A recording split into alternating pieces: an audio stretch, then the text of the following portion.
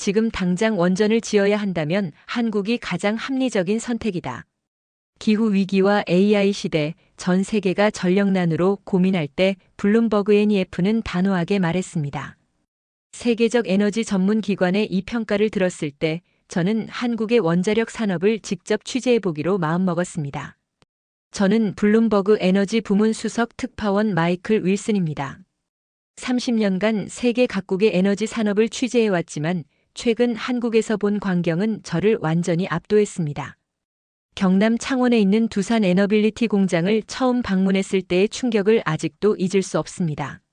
세계 최대 규모의 산업용 단조 프레스가 24시간 쉬지 않고 가동되는 모습은 서방 어느 나라에서도 볼 수 없는 장관이었습니다. 우리 미국이나 유럽의 공장들이 점차 문을 닫는 동안 한국은 오히려 생산 능력을 확대하고 있었습니다. 특히 인상적이었던 것은 원자로 압력 용기와 같은 핵심 부품들이 생산 라인에서 쉼없이 만들어지는 광경이었습니다. 이런 대형 원자력 부품을 자체 생산할 수 있는 나라는 전 세계에 몇 안 됩니다. 한국은 중국과 러시아를 제외하면 서방 국가 중 가장 큰 원자력 생산 인프라를 구축했습니다. 공장 관계자의 안내로 살펴본 생산 시설은 그야말로 최첨단이었습니다. 수십 미터 높이의 천장, 정밀하게 움직이는 초대형 크레인, 1만 톤급 단조. 프레스의 위용은 말로 표현하기 어려울 정도였습니다. 그 거대한 기계가 강철을 마치 찰흙처럼 다루는 모습은 경외감마저 들게 했습니다. 두산 에너빌리티의 수주 잔고가 20조 6천억 원에 달한다는 사실도 놀라웠습니다. 2029년까지 이미 물량이 확보되어 있다고 하니 세계 시장에서 한국 원전 기술에 대한 수요가 얼마나 큰지 실감할 수 있었습니다. 미국의 소형 모듈 원전 기업 뉴스케일에도 부품을 공급하고 있다는 말에 더욱 깊은 인상을 받았습니다. 한국에는 현재 26기의 원전이 가동 중이며 2038년까지 추가 원전이 계속 들어설 예정이라고 합니다. 이는 원자력을 포기하거나 축소하는 세계적 추세와는 정반대의 길을 가는 것입니다. 그만큼 한국이 원자력 기술에 대한 자신감과 전문성을 갖추고 있다는 증거라고 생각합니다. 원자력 발전은 오늘날 기후 위기와 급증하는 AI 전력 수요에 대응할 수 있는 가장 현실적인 대안입니다. 풍력이나 태양광은 보완제 역할을 할 수 있지만 안정적이고 지속적인 대용량 전력 공급은 원자력만이 가능합니다. 한국은 이러한 세계적 흐름을 일찍이 간파하고 원자력 산업을 꾸준히 발전시켜온 선견지명이 있었습니다. 제가 취재한 여러 전력 기업과 에너지 전문가들도 입을 모아 한국의 원자력 기술을 높이 평가했습니다. 블룸버그 NEF의 분석가는 지금 당장 원전을 지어야 한다면 한국이 가장 합리적인 선택이라는 평가를 내렸습니다. 이는 세계 최고 수준의 에너지 분석 기관이 한국의 기술력을 공식적으로 인정한 것이라 할 수 있습니다. 창원의 두산 에너빌리티 공장을 나오면서 저는 한국의 저력이 단순한 기술력을 넘어 국가적 의지와 비전에서 비롯된다는 것을 깨달았습니다. 이제 세계는 한국을 미래 에너지 위기의 해결사로 주목하고 있습니다. 두산 에너빌리티 공장을 떠나며 제 머릿속엔 한 가지 의문이 맴돌았습니다. 어떻게 한국이 이토록 뛰어난 원자력 기술을 보유하게 되었을까요? 그 답을 찾기 위해 저는 한국수력원자력 본사를 방문했습니다. 한국의 원자력 역사는 1971년 고리 1호기 건설과 함께 시작되었습니다. 미국 웨스팅하우스의 기술로 첫 상업용 원전을 도입한 이래 한국은 50년이 넘는 세월 동안 꾸준히 기술 자립의 길을 걸어왔습니다. 처음에는 외국 기술에 의존했지만 차근차근 자체 기술을 축적해 마침내 독자적인 원전 모델인 APR-1400을 완성했다는 사실이 경이롭게 느껴졌습니다. 한국수력원자력의 이 부장은 자부심 가득한 목소리로 설명했습니다. 우리는 단순히 외국 기술을 들여오는데 그치지 않았습니다.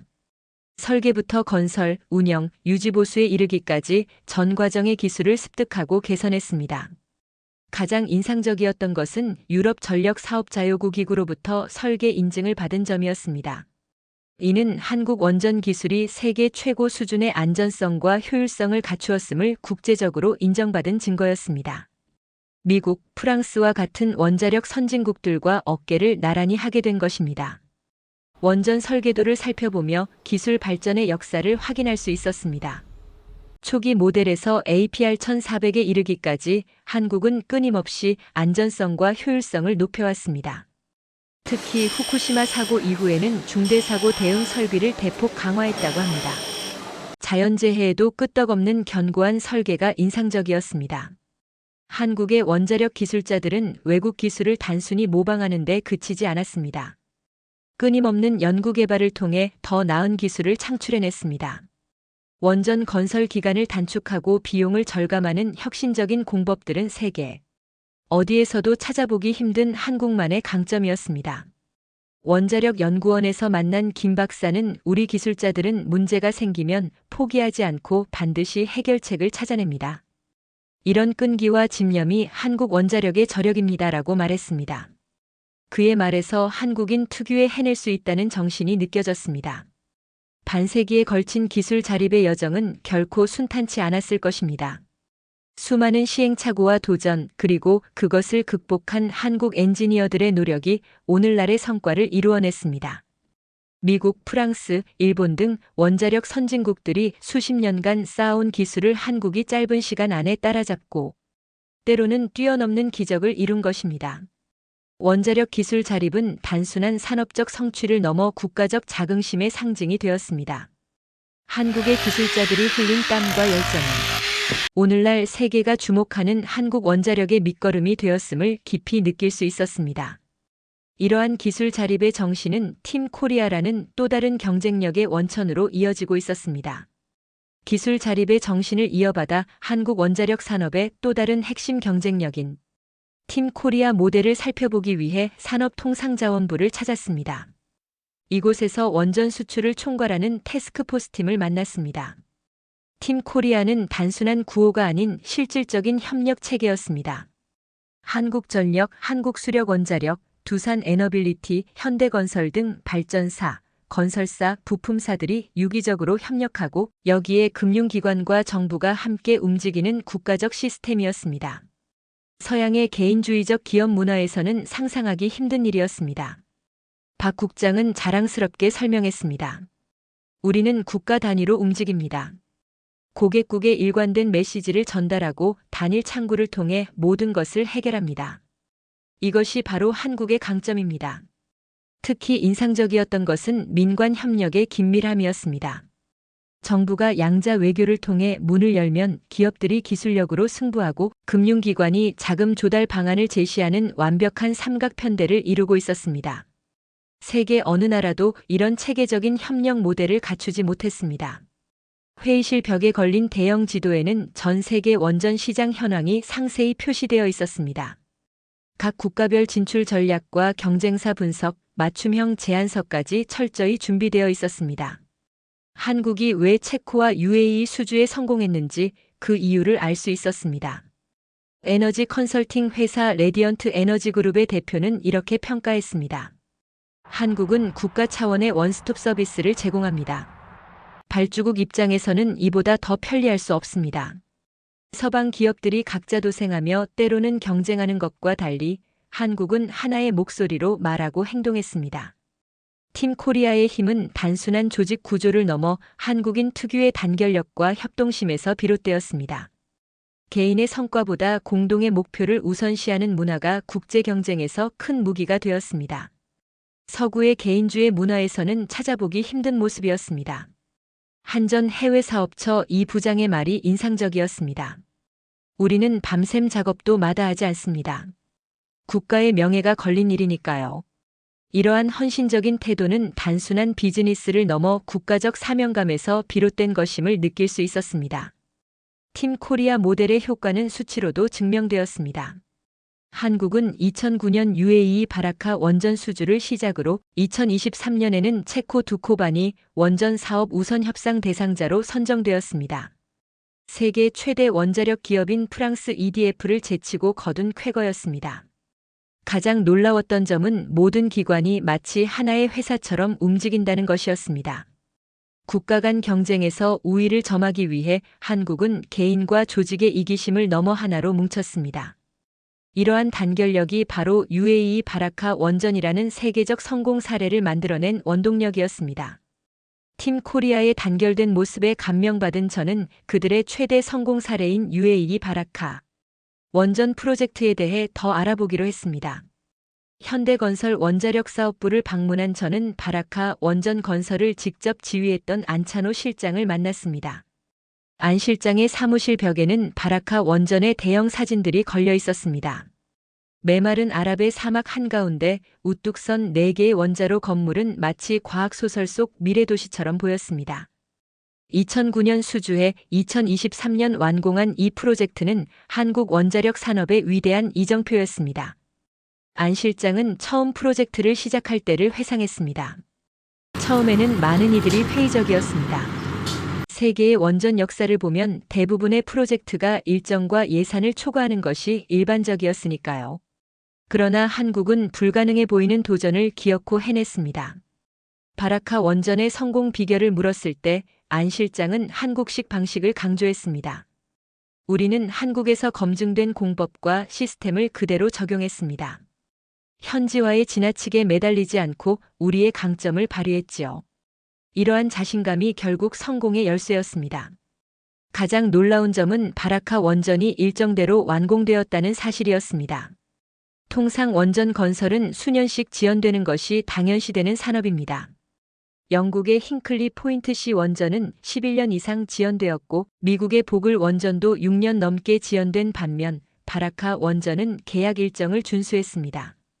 이는 원전 역사에서 유례없는 성과였습니다. 현대건설의 프로젝트 관리 시스템을 살펴보며 그 비결을 엿볼 수 있었습니다. 철저한 일정 관리, 품질 보증, 안전 관리가 돋보였습니다. 특히 인상적이었던 것은 수천 명의 다국적 인력을 하나로 통합해 관리한 리더십이었습니다. 바라카 현장에서 근무했던 김 부장의 이야기도 인상적이었습니다. 사막의 50도가 넘는 열기 속에서도 우리 작업자들은 최선을 다했습니다. 때로는 하루 3시간만 자고 일했습니다. 한국의 자존심을 지키기 위해서였지요. 이러한 헌신적인 노력이 불가능을 가능으로 바꾸었습니다. 바라카 원전 1호기가 첫 전력을 생산했을 때의 감동은 이루 말할 수 없었다고 합니다. UAE 측 관계자들은 한국의 기술력과 약속 이행 능력에 감탄했습니다. 원래 원전 건설에 회의적이었던 현지인들도 한국 기술진의 능력에 신뢰를 보냈습니다. 바라카 원전의 성공은 단순한 건설 프로젝트의 완수를 넘어 한국의 기술력을 세계에 증명하는 계기가 되었습니다. 18조 원이 넘는 규모의 이 사업은 한국 최대의 해외 플랜트 수출 사례로 기록되었고 이후 체코 원전 입찰과 같은 새로운 기회로 이어졌습니다. 안 실장은 자신감 넘치는 목소리로 말했습니다. 바라카의 성공은 우연이 아닙니다. 한국의 기술력과 추진력이 만들어낸 필연적 결과입니다. 이 말을 들으며 저는 한국이 앞으로도 세계 원전 시장에서 더 큰 성공을 거둘 것이라는 확신이 들었습니다. 바라카의 경험은 유럽 시장 진출의 교두보가 되었고 체코에서의 새로운 도전으로 이어졌습니다. 바라카 원전의 성공이 세계에 한국의 기술력을 알린 가운데 더욱 놀라운 도전이 유럽에서 펼쳐졌습니다. 저는 체코 두코바니 원전 사업을 담당했던 한국수력 원자력 해외 사업처를 찾았습니다. 이곳에서 체코 원전 입찰의 산증인인 박 처장을 만났습니다. 체코 정부가 2023년 발표한 결과는 전 세계 원자력 업계에 충격을 안겼습니다. 세계 최대 원자력 기업인 프랑스 EDF를 제치고 한국 수력 원자력이 우선 협상 대상자로 선정된 것입니다. 이는 마치 월드컵에서 무명팀이 강호를 꺾은 것과 같은 충격적인 사건이었습니다. 박 처장의 사무실에는 체코 두코바니 원전 모형이 자리하고 있었습니다. 그는 자랑스럽게 입찰 과정을 설명했습니다. 우리는 기술력과 경제성 모두에서 경쟁사를 압도했습니다. 특히 APR1000 모델은 체코의 요구사항에 완벽하게 부합했지요. 프랑스 EDF는 원자력 강국의 자존심을 내세워 입찰에 참여했지만 한국의 실용적이고 효율적인 접근이 승리를 가져왔습니다. 한국은 체코 측이 요구한 건설 일정과 비용, 안전성 기준을 모두 충족시키는 제안서를 제출했습니다. 더욱이 바라카 원전이라는 실증 사례가 큰 신뢰를 주었습니다. 체코 정부 관계자는 선정 이유에 대해 이렇게 말했다고 합니다. 한국의 제안은 가장 현실적이고 실현 가능했습니다. 무엇보다 APR-1400의 운영 실적이 검증되었다는 점이 결정적이었습니다. 이는 한국이 쌓아온 기술적 신뢰의 결과였습니다. 입찰 과정은 결코 순탄치 않았습니다. 유럽연합 집행위원회와 EDF는 한국의 선정에 강한 반발을 보였습니다. 그들은 유럽 내 일자리 창출과 기술 자립을 명분으로 내세웠지만 실상은 유럽 시장에 들어온 아시아 국가에 대한 견제였습니다. 그러나 체코 정부는 흔들리지 않았습니다. 그들은 국민에게 안정적인 전력 공급과 경제적 효율성을 약속했고 그 약속을 지키기 위해 한국을 선택했습니다. 이것은 기술력과 신뢰성이 정치적 압력보다 우선한 역사적 사례가 되었습니다. 특히 감동적이었던 것은 체코 국민들의 반응이었습니다. 한국 원전에 대한 호감도 조사에서 압도적인 지지를 보냈다고 합니다. 그들은 이미 한국의 자동차와 전자제품을 통해 한국 기술의 우수성을 경험한 바 있었기에 원전에서도 같은 신뢰를 보여주었습니다. 체코 프로젝트의 성공은 단순한 비즈니스 계약 이상의 의미가 있었습니다. 이는 한국이 원자력 선진국으로서 유럽의 심장부의 기술력을 인정받은 역사적 순간이었습니다. 한때 기술을 배워오던 나라가 이제는 기술을 전수하는 위치에 서게 된 것입니다. 프랑스와 미국, 일본이 주도하던 세계 원전 시장에 한국이 당당히 진입하며 새로운 강자로 떠올랐습니다. 세계 원전 역사의 흐름을 바꾸는 변곡점이 된 것입니다. 박 처장은 이렇게 말했습니다. 체코 원전은 시작에 불과합니다. 앞으로 폴란드, 사우디아라비아 등 더 많은 국가에서 한국 원전의 우수성을 인정받을 것입니다. 이 놀라운 성과는 단순한 우연이 아니라 한국이 수십 년간 쌓아온 기술력과 신뢰의 결실이었습니다. 세계는 이제 기후 위기와 AI 시대의 전력 수요 급증 속에서 한국에 주목하고 있었습니다. 한국이 체코 원전 사업에서 거둔 성공은 세계 에너지 시장의 지각 변동을 알리는 신호탄이었습니다. 저는 이러한 변화의 배경을 더 깊이 탐색하기 위해 국제에너지기구 아시아 지부를 방문했습니다. 이곳에서 에너지 전환 시대의 핵심 과제들을 확인할 수 있었습니다. 오늘날 세계는 두 가지 거대한 도전에 직면해 있습니다. 바로 기후 위기와 급증하는 전력 수요입니다. 파리 기후 협약 이후 각국은 2050년까지 탄소 중립 목표를 달성하기 위해 노력하고 있습니다. 동시에 인공지능과 데이터 센터의 폭발적 증가로 전력 수요는 천정부지로 치솟고 있습니다. IEA의 분석 자료에 따르면 2050년까지 원전 발전량을 현재의 3배 수준으로 확대해야만 탄소 중립 목표에 도달할 수 있다고 합니다. 태양광과 풍력이 보완제 역할을 할 수 있지만 안정적이고 지속적인 기저 전력 공급은 원자력만이 가능합니다. 이러한 상황에서 한국의 원자력 기술은 세계적 주목을 받고 있습니다. 특히 흥미로웠던 것은 글로벌 기술 기업들의 움직임이었습니다. 아마존, 마이크로소프트, 메타와 같은 거대 기업들이 에너지 수급, 안정성을 위해 원전 투자에 적극 나서고 있었습니다. 이들은 생성형 AI와 클라우드 서비스 확대에 따른 막대한 전력 수요를 충족시키기 위해 원자력의 필요성을 절감하고 있었습니다. 모건 스탠리의 놀라운 보고서도 확인할 수 있었습니다. 이에 따르면 생성형 AI의 확산으로 2027년까지 스페인 전체 연간 전력 소비량에 맞먹는 추가 전력 수요가 발생할 것으로 예측되었습니다. 이는 전례 없는 전력 대란을 예고하는 수치였습니다. 실리콘밸리에서 만난 기술 기업 임원은 이렇게 말했습니다. 우리는 24시간 무중단 전력 공급이 필수적입니다. 재생에너지만으로는 불가능합니다. 원자력은 선택이 아닌 필수입니다. 이들은 이미 한국의 원자력 기술에 큰 관심을 보이고 있었습니다. 특히 한국의 소형 모듈 원전 기술에 대한 관심이 뜨거웠습니다. 미국 뉴스케일과 협력 중인 두산 에너빌리티의 SMR 부품 생산 능력은 실리콘밸리 기업들에게 매력적인 옵션으로 떠올랐습니다. 이들은 자체 데이터 센터 부지에 SMR을 설치해 독립적인 전력 공급망을 구축하는 방안을 검토 중이었습니다. 세계 주요국들도 한국의 원자력 기술에 주목하고 있었습니다. 폴란드, 사우디아라비아, 체코, 이집트 등 다양한 국가들이 한국과의 원전 협력을 논의 중입니다. 러시아와 중국이 안보 리스크로 인해 서방 시장에서 배제되는 가운데 한국은 최적의 대안으로 부상했습니다. 영국의 원자력 정책 전문가는 이렇게 평가했습니다. 미국과 영국의 주요 원전 프로젝트는 수년간 지연됐고 프랑스도 예산 초과 문제를 겪고 있습니다. 반면 한국은 안정적인 일정과 비용으로 신뢰를 쌓았습니다. 이는 한국이 세계 원자력 시장에서 차지하는 독보적 위치를 보여주는 평가였습니다. 전 세계가 기후 위기와 전력 수요 급증이라는 이중고에 시달리는 이 위기의 시대에 한국의 원자력 기술은 문제 해결의 열쇠로 떠올랐습니다. 이제 세계는 한국을 단순한 기술 공급자가 아닌 글로벌 에너지 위기의 해결사로 바라보고 있었습니다.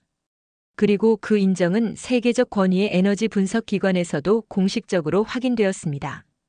세계적 에너지 위기의 해결사로 부상한 한국의 원자력 기술은 이제 국제 금융가와 에너지 분석 기관의 주목을 받고 있었습니다.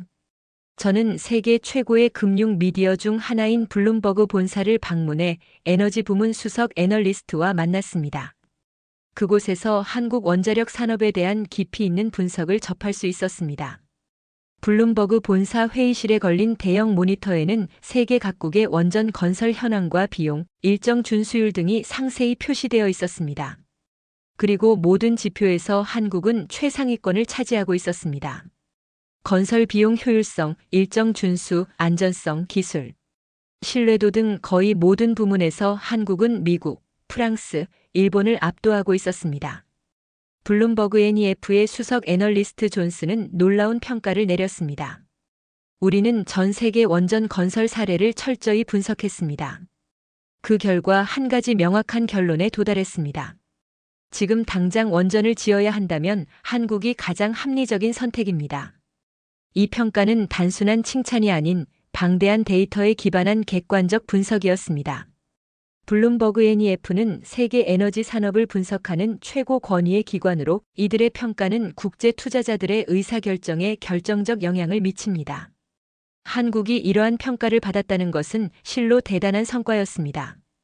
존슨 애널리스트는 한국 원자력의 강점을 세 가지로 요약했습니다. 첫째, 표준화된 설계와 지속적인 개선을 통한 효율성. 둘째, 숙련된 기술 인력과 공급망의 안정성. 셋째, 정부와 민간의 유기적인 협력 체계입니다. 이 세 가지가 결합되어 한국만의 독보적인 경쟁력을 만들어냈다는 분석이었습니다. 특히 인상적이었던 것은 비용 효율성 분석이었습니다. 한국의 원전 건설 비용은 유럽이나 미국의 절반 수준에 불과했습니다. 프랑스 플라망빌 원전은 초기 예산의 3배 이상을 소요했고 영국 힌클리 포인트시는 2배 이상의 비용 초과가 발생했습니다. 반면 한국의 신한울 원전은 예산 범위 내에서 완공되었습니다. 더욱 놀라운 것은 안전성 평가였습니다. 한국 원전의 안전 기록은 세계 최고 수준이었습니다. APR 1400 모델은 미국 원자력 규제위원회와 유럽 전력사업자요구 기구의 까다로운 인증을 모두 통과했습니다. 이는 기술적 우수성을 국제적으로 인정받은 증거였습니다. 블룸버그 보고서는 한국의 성공 사례로 UAE 바라카 원전을 집중 조명했습니다. 계약 체결부터 완공까지 모든 과정이 일정에 맞게 진행되었다는 점은 원전 산업에서 유례없는 성과였습니다. 더구나 준공 후 안정적인 운영 실적도 입증되었습니다. 존슨 애널리스트는 보고서 결론에서 이렇게 강조했습니다. 원자력은 탄소 중립과 에너지 안보를 동시에 달성할 수 있는 유일한 대안입니다. 그리고 한국은 가장 효율적이고 안전하게 원전을 건설할 수 있는 국가입니다. 세계 각국은 한국의 경험과 기술에서 배워야 합니다. 이 평가는 단순한 기술적 우위를 넘어 한국이 세계 에너지 문제 해결의 핵심 열쇠를 쥐고 있음을 의미했습니다. 세계 최고 권위의 금융 미디어가 인정한 이 평가는 앞으로 한국의 원전 수출에 강력한 추진력이 될 것임이 분명했습니다. 이제 한국은 명실상부한 세계 원자력 산업의 리더로 우뚝 섰습니다. 미래를 내다보는 블룸버그의 분석은 한국 원자력 산업의 미래 가능성에 대한 큰 기대로 이어졌습니다. 세계는 이제 한국이 그리는 미래 원자력 비전에 주목하고 있었습니다. 블룸버그의 권위 있는 평가는 한국 원자력 산업의 현주소를 보여주었지만 더욱 중요한 것은 미래를 향한 비전이었습니다. 저는 한국원자력연구원을 방문해 앞으로 한국이 그리는 원자력 미래 청사진을 살펴보았습니다. 이곳에서 미래 원전 기술을 연구하는 최고 과학자들을 만났습니다. 연구원의 대형 전시관에는 2038년까지의 원전 확장 계획이 상세히 전시되어 있었습니다. 현재 26기의 원전을 운영 중인 한국은 향후 10여 기의 신규 원전을 추가로 건설할 예정입니다. 이는 탄소 중립과 전력 안보를 동시에 달성하기 위한 국가적 전략이었습니다. 더욱 야심찬 계획은 해외 수출 전략이었습니다. 한국은 2022년 기준 향후 10년간 원자로 10기 수출을 목표로 세웠습니다. 이미 UAE와 체코에서 검증된 기술력을 바탕으로 폴란드, 사우디아라비아, 이집트 등 새로운 시장 개척에 나서고 있었습니다. 김 원장은 자신감 넘치는 목소리로 설명했습니다. 우리는 단순히 원자로를 수출하는 데 그치지 않습니다. 원전 생태계 전체를 수출하는 것이 목표입니다. 발전소 건설뿐만 아니라 운영, 유지보수, 해결료 공급, 인력, 양성까지 포괄하는 종합적 접근이 한국의 전략이었습니다. 가장 인상적이었던 것은 소형 모듈 원전 SMR 개발 현장이었습니다. 한국은 독자 모델인 SMART와 함께 미국 뉴스케일과의 협력을 통해 차세대 SMR 기술 개발에 박차를 가하고 있었습니다. 이 소형 원자로는 대형 원전보다 건설 기간이 짧고 안전성이 높아 미래 에너지 시장의 게임 체인저로 주목받고 있었습니다. 특히 실리콘밸리 기술 기업들과의 협력이 주목할 만했습니다. 구글, 마이크로소프트, 아마존 같은 기업들은 데이터 센터 전력 공급을 위해 SMR 도입을 적극 검토 중이었고 한국의 기술력에 큰 관심을 보이고 있었습니다. 이는 원자력 산업의 새로운 지평을 여는 혁신적 접근이었습니다. 연구원의 한쪽에는 서방 국가들의 원자력 산업 공백을 보여주는 차트가 걸려 있었습니다. 미국과 프랑스, 일본이 원전 건설을 중단하거나 축소하는 동안 러시아와 중국은 지정학적 긴장으로 인해 서방 시장 진출에 제약을 받고 있었습니다. 이러한 상황에서 한국은 서방 진영의 원자력 공백을 메울 유일한 대안으로 부상했습니다. 박사의 워크숍에서는 한국형 원전의 지속적인 혁신도 확인할 수 있었습니다. APR 1400을 넘어 더욱 안전하고 효율적인 APR 플러스 모델 개발이 진행 중이었습니다. 또한 사용 후행 연료 처리 기술과 원전 해체 기술 개발에도 큰 진전을 이루고 있었습니다. 원자력 전주기에 걸친 종합적 접근이 한국의 강점이었습니다. 젊은 원자력 공학도들의 열정도 인상적이었습니다. 세계 각국에서 온 유학생들이 한국의 원자력 기술을 배우고 있었습니다. 한때 기술을 배우러 미국과 프랑스로 유학 보냈던 한국이 이제는 세계의 인재들을 끌어모으는 교육 허브로 변모한 것입니다. 손 박사는 연구실을 나서며 이렇게 말했습니다. 원자력은 미래 에너지의 핵심입니다. 한국은 이제 그 미래를 선도하는 나라가 되었습니다. 그의 말처럼 한국은 이제 원자력 기술의 과거와 현재를 넘어 미래를 이끌어가는 세계적 리더로 우뚝 섰습니다. 서방의 공백을 메우고 세계 에너지 문제 해결의 열쇠를 쥔 한국의 미래는 더욱 밝게 빛나고 있었습니다. 오늘 사연은 여기까지입니다. 사연이 마음에 드셨다면 좋아요와 구독 부탁드립니다. 끝까지 시청해 주셔서 감사합니다.